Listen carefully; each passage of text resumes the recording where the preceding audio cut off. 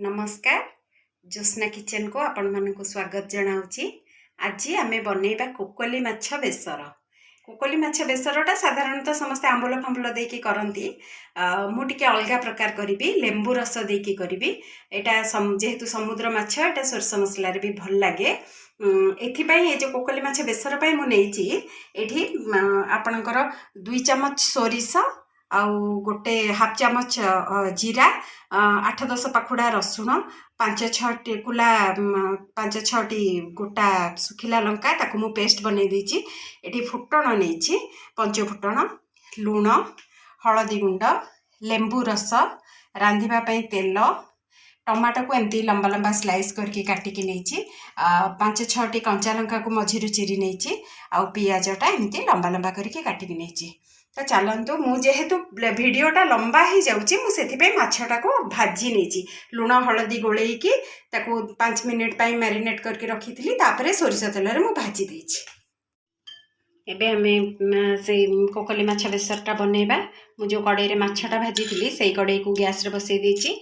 आउ तादरे माछ तेल टिके थिला आउ टिके तेल दे देकी वर्तमान तेल गरम हो गले आमे एबे फुटणटा फुटेबा। 5 फुटण जो नहीं से 5 फुटणटा फुटेबा। तेल आमर गरम हो आसलानी। तेलटा पूरा गरम हेले आमे पकेबा 5 फुटण।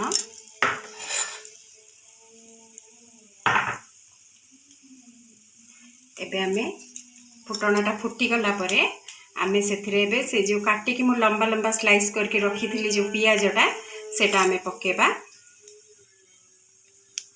एई तरकारी रे गोटे ये पियाजटा माने एमिति रे भी तो बेसर मसला रे हमर सरस बाटण रे पियाजटा भल कि लाल पंत भजा जाएनी, किंतु एईटा रे आ गोटे विशेषत्व जे पियाजटा पकेबा माने सांग सांग हबो, माने आको भाजीबा को भी दबा नहीं।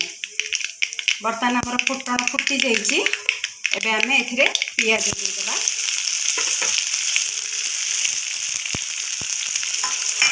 पियाजटा तेल रे पड़ीला सांगे सांगे आमे एबे काटिकी रखी आमे टमाटर दे देबा। टमाटरटा देछि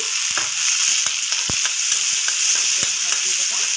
एबे गैसटा टिके सील कर देबा, काना हमको पियाजटा पूरा भाजीबा दरकार नहीं।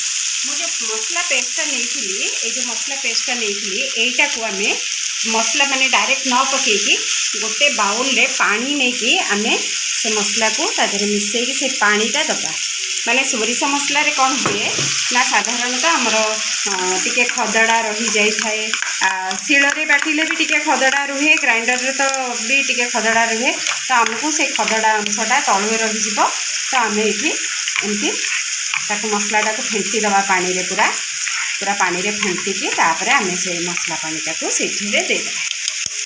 एबे मोर मसला पानी रेडी हो जाइए। गैसटा सिम अच्छी एबे आस्ते आस्ते आस्ते आस्ते आम ढाड़ा देखला तले खदड़ा रही जाए। देखते केटा खदड़ा रही तले पानी दे सारा परे आमे सेथिरे वर्तमान हलदी गुंड पकेबा। जेहेतु बेसर बाटिला बेले मु सुखिला लंका दे देछि, एबे हाफ चमच हलदी गुंड दे देली। स्वाद अनुसार लूण देबा।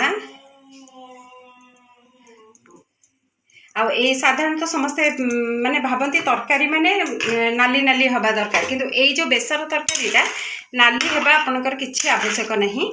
एटा लंकाटा सुखिला लंकाटा बटा होइछि आ कंचा लंका भी दिया हबो सेथिरे।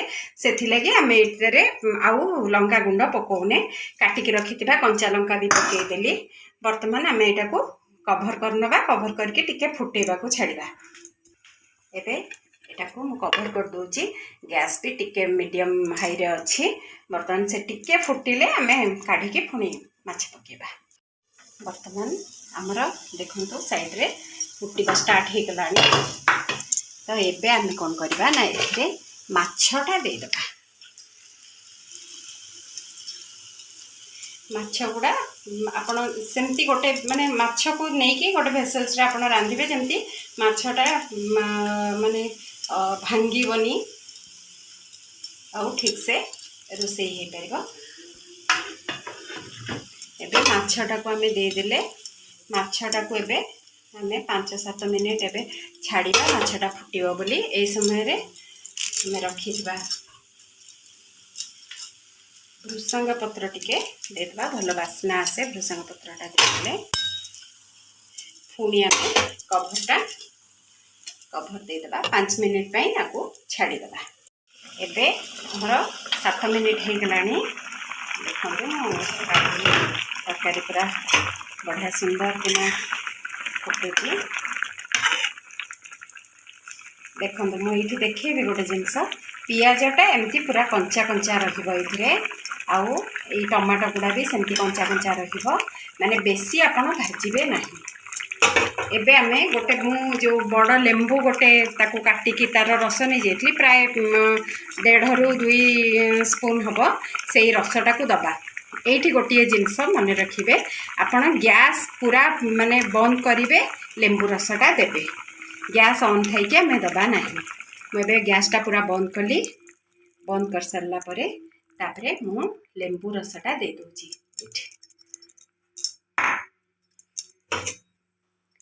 ଟିକେ ଏମିତି ଘାଣ୍ଟି ଦେବେ। ଘାଣ୍ଟି ଦେଇ ଆମେ ପୁଣି ତାକୁ କଭର କରିଦେବା, 3-4 ମିନିଟ୍ ଛାଡ଼ିଦେବା। ଏବେ ପୁରା ପ୍ରସ୍ତୁତ ହେଇଗଲା କୋକୋଲି ମାଛ ବେସର।